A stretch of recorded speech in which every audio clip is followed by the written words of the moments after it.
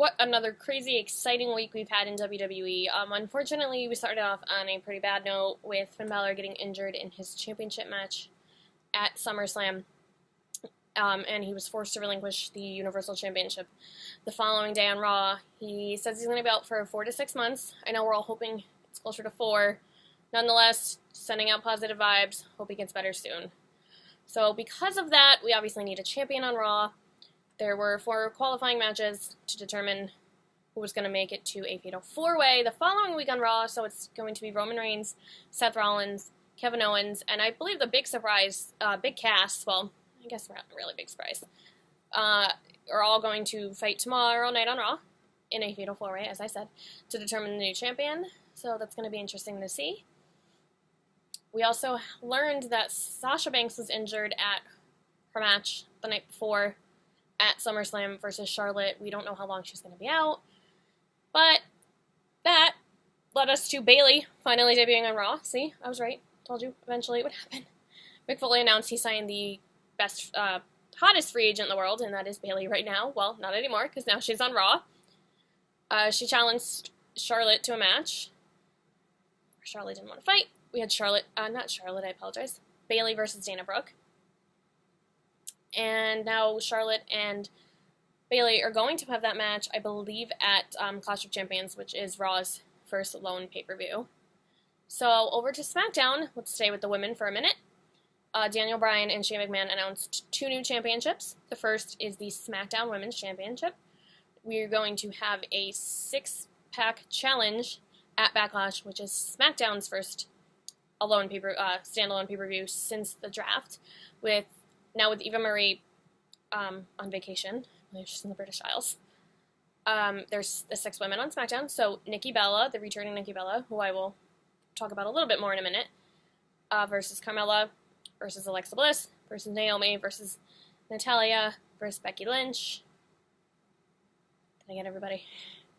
The 6 of them, 6-pack challenge. This is going to show what SmackDown has to offer. I am in love with their women's division. There's the mix of the veterans and the NXT, not rookies, but rookies on the main roster. So it's really a mix of them, and it's going to show what everybody has to offer. Now, we also have the Tag Team Championship. Again, this is going to show what all the tag teams we have. American Alpha and the Usos, no big surprise, have already moved on in the tournament. They are having a tournament to determine who's going to compete for the title. Breezango and the Ascension were eliminated. Now, at SummerSlam, Dean Ambrose defeated Dolph Ziggler. So now, of course, Dean needs a new contender. Well, Dolph and AJ had a problem at the beginning of the show. They fought at the end of the night. Stipulations at stake. AJ was going to be facing Dean Ambrose at Backlash. However, if Dolph could beat AJ Styles, it would be a triple threat match. Well, after a long, hard-fought match of the year candidate, I am nominating them right now. Try to disagree with me. AJ Styles won, so it's going to be a one-on-one match. AJ Styles versus Dean Ambrose at Backlash. Now, as I said before, we also had Nikki Bella returning on SmackDown. It was her one-on-one match, her first one-on-one match since coming back from that career-threatening injury, that neck injury she had. She was supposed to fight Carmella, however, as Nikki was being interviewed by Renee Young about returning from a devastating neck injury, Carmella decided to attack Nikki Bella. We're not sure why. She also attacked her when talking smack when she was getting interviewed again. Maybe she doesn't want to listen to Nikki Bella's interviews. I don't know what's going on there, but that's going to be interesting to see how the two of them, that affects them in their 6-pack challenge at Backlash. So, the Cruiserweight Classic, I haven't talked about that yet. Their Elite 8 is set. The top, pretty much 8 Cruiserweights in the world. The Brian Kendrick, Kota Ibushi, Akira Tozawa. Guys, I'm sorry if I'm butchering these names. Noam Dar, Grand Metalik, TJ Perkins, Zack Sabre Jr., and Rich Swann. I believe the tournament ends in the mid-September.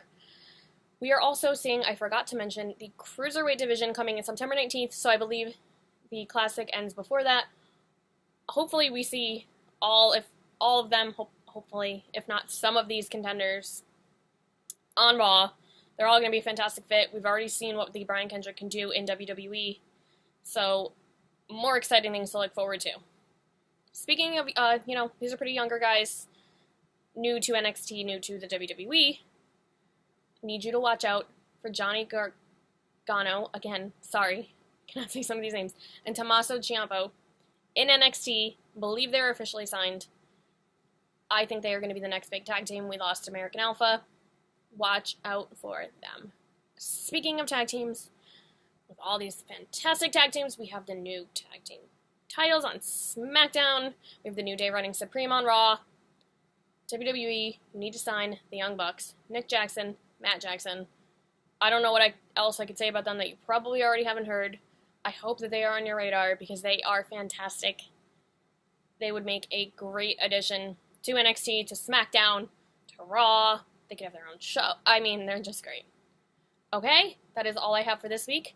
We're looking forward to another exciting week. We're going to find out who is the new Universal Champion on Raw tomorrow, so I will be back next Sunday.